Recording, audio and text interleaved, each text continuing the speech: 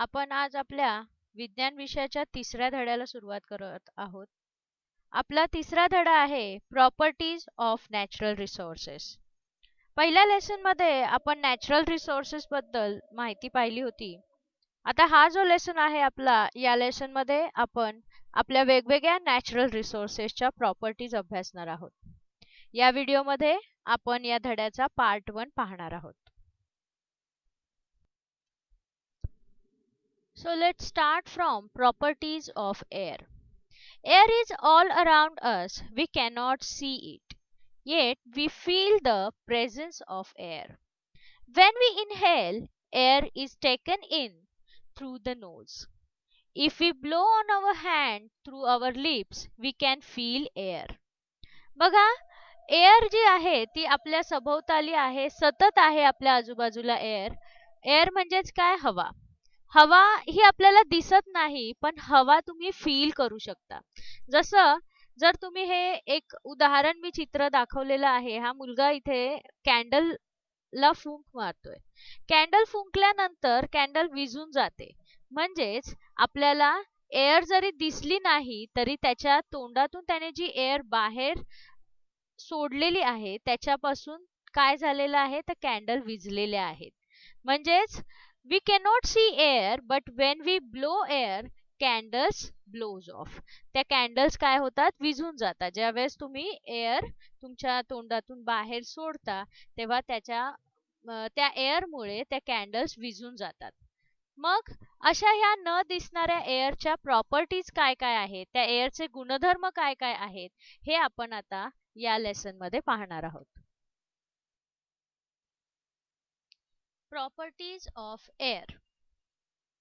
आता इथे a diagram दिलेली आहे. Observe the diagram A. Here we have tied 2 rubber balloons of the same size at the 2 ends of the stick. Stick is horizontally straight. या एका stick वरती आपण काय केलेलं आहे, 2 बलून्स टाय केलेले आहेत, बांधलेले आहेत.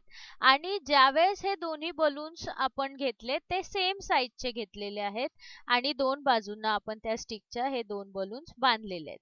तर तुम्ही इथे पाहू शकता की ज्यावेळेस हे दोन्ही बलून मी इथे बांधलेले आहेत, ती जी वरची स्टिक आहे ती हॉरिझॉन्टली स्ट्रेट राहिलेली आहे. हॉरिझॉन्टली म्हणजे कशी? आडवी.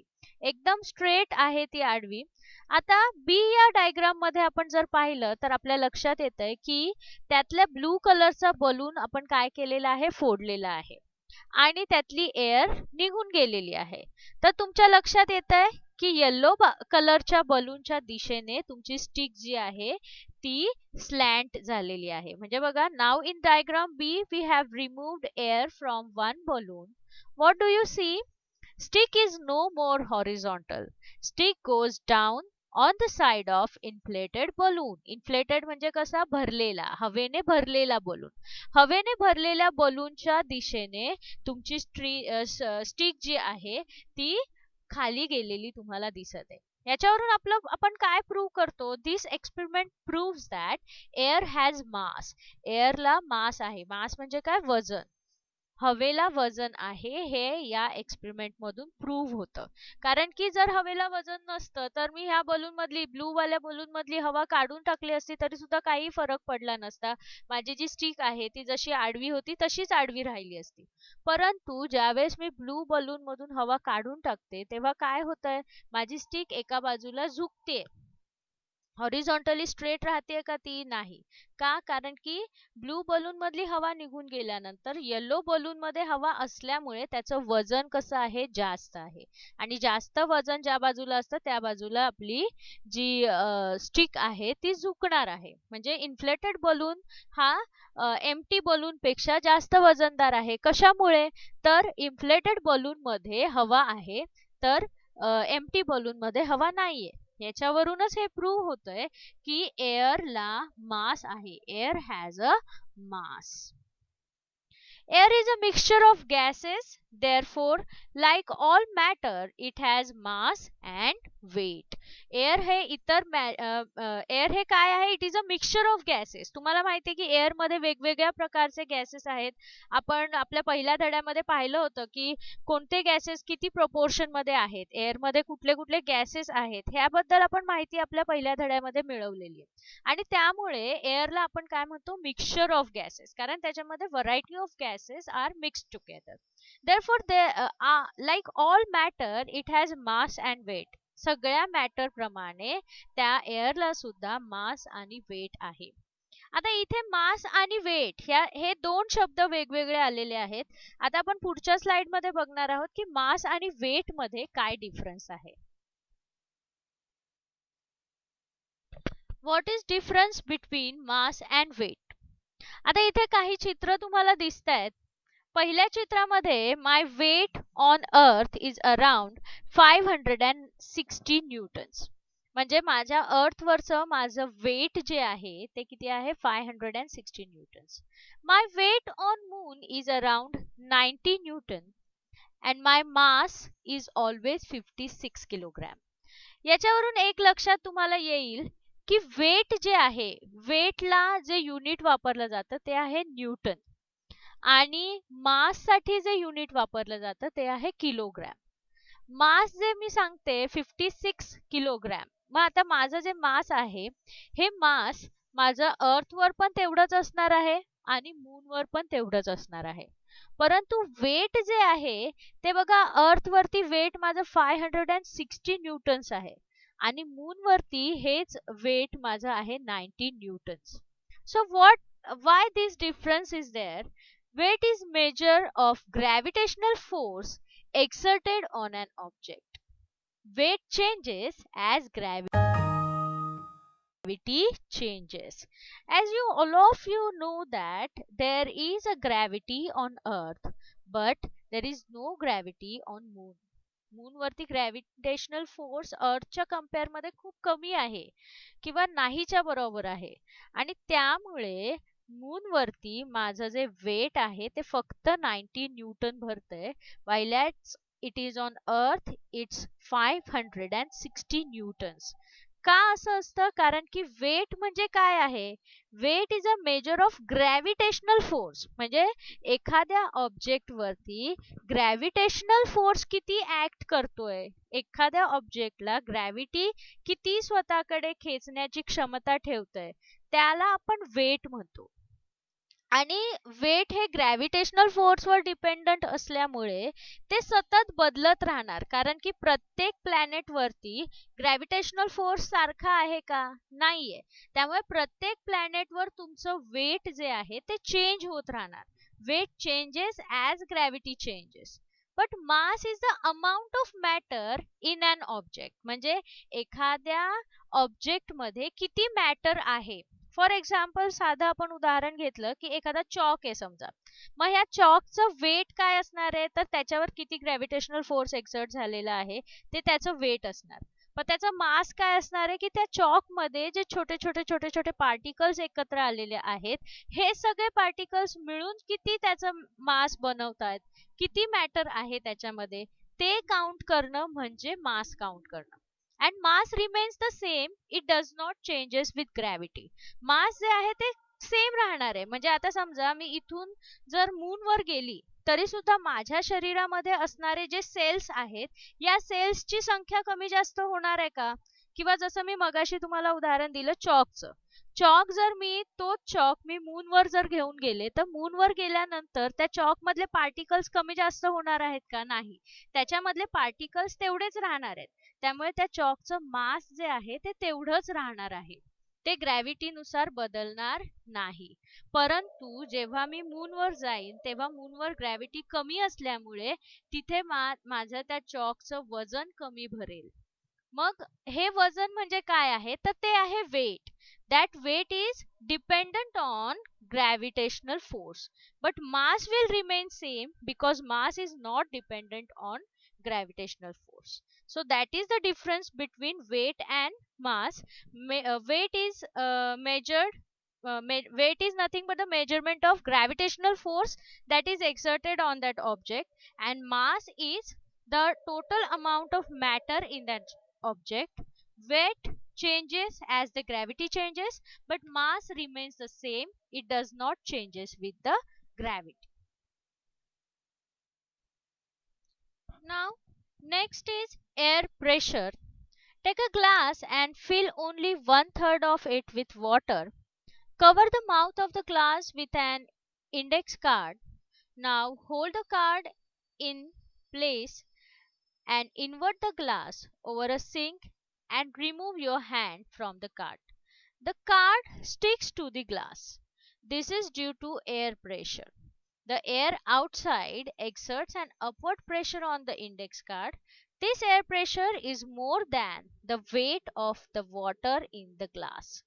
आता बघा एक छोटासा एक्सपेरिमेंट त्यांनी तुम्हाला सांगितलंय काय करायचंय तुम्हाला एक ग्लास घ्यायचा आहे जो 1/3 भरायचा आहे तुम्हाला आणि त्याच्या तोंडावरती तुम्हाला एक इंडेक्स कार्ड ठेवायचा आहे म्हणजे ग्लास जिथून ओपन आहे तिथे वरतून तुम्हाला एक कार्डबोर्ड ठेवायचा आहे छोटासा आणि त्या कार्डबोर्डला तुम्ही काय करायचंय खालून धरायचं आहे आणि तुमचा ग्लास जो आहे तो एक्झॅक्टली उलटा करायचा आहे उलटा केल्यानंतर काय होतं तर तुमचं जे ते कार्ड आहे ते ग्लासला चिटकून राहतं का चिटकून राहतं कारण की तुम्हाला माहितीये की एअर प्रेशर काय आहे तेच आता इथे आपण शिकणार आहोत एअर ही जी असते त्याच्यामध्ये खूप प्रेशर असतं कारण की एअर मध्ये खूप सारे पार्टिकल्स असतात जे कंटिन्युअसली मूव्ह होत असतात आणि एकमेकांवरती प्रेशर टाकत असतात आणि त्यामुळे हे प्रेशर एअर मध्ये क्रिएट होत असतं आणि हे जे एअर प्रेशर आहे हेच एअर प्रेशर तुमच्या त्या कार्डबोर्डला काय करतंय वरती पुश करतंय आणि पुश केल्यामुळे तो कार्डबोर्ड जो आहे तो त्या ग्लासला चिकटतोय मग आता एअर प्रेशर फक्त खालच्या बाजूने आहे का नाही air pressure acts in all directions परंतु ग्लास मध्ये तुमच्या जी एअर आहे त्याच्या प्रेशर पेक्षा ग्लासच्या बाहेर असणारी जी एअर आहे किंवा त्याचं जे प्रेशर आहे ते जास्त असल्यामुळे तो कार्डबोर्ड जो आहे तो ग्लासला चिटकून राहतोय म्हणजे तो खाली पडत नाही कारण की आतल्या प्रेशर पेक्षा बाहेरचं प्रेशर जास्त आहे air pressure is the weight of air pushing down on you at any given time. This changes from day to day. म्हणजे तुमच्या शरीरावर सुद्धा एअर प्रेशर काम करत असतं आणि हे जे एअर प्रेशर आहे ते रोज सारखंच असतं असं नाही तर दर दिवशी वातावरणाप्रमाणे एअर प्रेशर सुद्धा चेंज होत असतं आणि हे जे एअर प्रेशर आहे हे सगळ्या बाजूनी सारख्याच प्रकारे ऍक्ट करत असतं air pressure is nothing but the air that is exerting pressure म्हणजे हवा जी पार्टिकल्स वरती प्रेशर अप्लाय करते म्हणजे हवेतले पार्टिकल्स जे आहेत हे एकमेकांवरती आपटल्यामुळे त्यांच्यामध्ये प्रेशर तयार होत आहे आणि हे जे एअर प्रेशर आहे हे आपल्या वातावरणानुसार कमी जास्त होत असतं ही जी कृती आहे ही तुम्ही नक्की करून बघा तुम्हाला लक्षात येईल की तो कार्डबोर्ड पडत नाही तो कार्डबोर्ड का पडत नाही त्याचं उत्तर मी तुम्हाला सांगितलेलं आहे की ज्यावेळेस तुमच्या एअरला प्रेशर आहे खालच्या बाजूने तो एअर प्रेशर काय करतोय त्या कार्डबोर्डला खाली येऊ देत नाहीये So let's learn about atmospheric pressure. The molecules of gases in the air are in constant motion. When these molecules strike a body, they create pressure on that body. This is the pressure of air that we call atmospheric pressure. बघा इथे मी तुम्हाला एक छोटंसं चित्र दाखवलंय याच्यामध्ये समजा हे एअर पार्टिकल्स आहेत आणि हे जे पार्टिकल्स आहेत ते एकमेकांवर सतत आपटतात आणि एकमेकांवरती प्रेशर क्रिएट करतात यालाच आपण ॲटमॉस्फिअरिक प्रेशर असं म्हणत असतो कारण आपल्या आजूबाजूच्या ॲटमॉस्फिअर मध्ये हे असे एअरचे जे मॉलिक्युल्स आहेत किंवा पार्टिकल्स आहेत हे पार्टिकल्स काय करत असतात they are moving continuously move होत असतात आणि ते मूव्ह होत असताना एकमेकांवर आपटतात आणि एकमेकांवरती प्रेशर देत असतात आणि हेच प्रेशर जे असतं त्यालाच आपण ॲटमॉस्फिअरिक प्रेशर असं म्हणतो air surround us at all times and exert a force on every inch of our body. This force known as air pressure.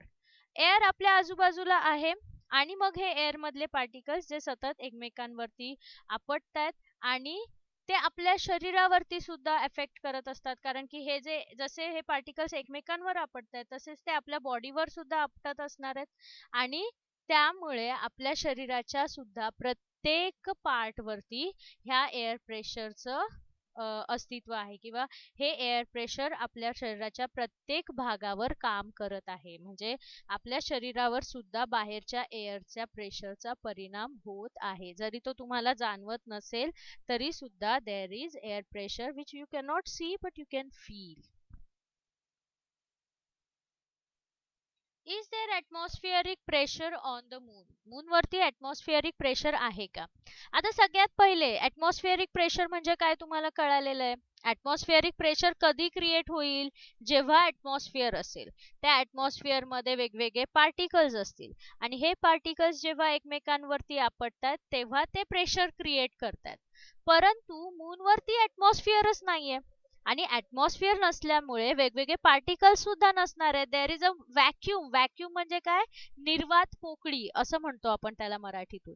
Vacuum म्हणजे there is no air at all. अजिबात हवा तिथे नाहीये. There is no atmospheric pressure on the moon. जर ॲटमॉस्फिअरच नसेल तर atmospheric pressure create कोण करणार? So that there is no atmospheric pressure on the moon. Atmospheric pressure बद्दल आणखीन थोडी माहिती आहे बघा. Under ordinary conditions atmospheric pressure at sea level is about 1,01,400 Newton per square meter. It can be measured with help of barometer. Atmospheric pressure जे आहे ते major करण्यासाठी बॅरोमीटरचा वापर केला जातो. As we go higher above the sea level, atmospheric pressure decreases. बघा, normal conditions मध्ये ॲटमॉस्फिअरिक pressure C लेवलला किती असतं? 1,01,400 न्यूटन्स पर स्क्वेअर मीटर. आणि जसे जसे तुम्ही सी लेवल पासून हायर अल्टिट्यूड वरती जाता, हायर अल्टिट्यूड म्हणजे आणखीन तुम्ही उंचावर जाता, तसे तसे तुमचं ॲटमॉस्फिअरिक प्रेशर जे आहे ते कमी कमी होत जातं. म्हणजे सी लेवलला तुमचं ॲटमॉस्फिअरिक प्रेशर जास्त असतं आणि जसं जसं आपण अबाव दी सी लेवल जातो तसं तसं ॲटमॉस्फिअरिक प्रेशर जे आहे ते कमी होत जातं. बघा, so what we have learn, there is air all around us and it has mass and weight. Weight and mass are two different quantities. Weight changes as gravity changes, but mass remains constant. There is no atmosphere on moon, so there is no atmospheric pressure on moon. Atmospheric pressure goes on decreasing as we go on higher altitudes.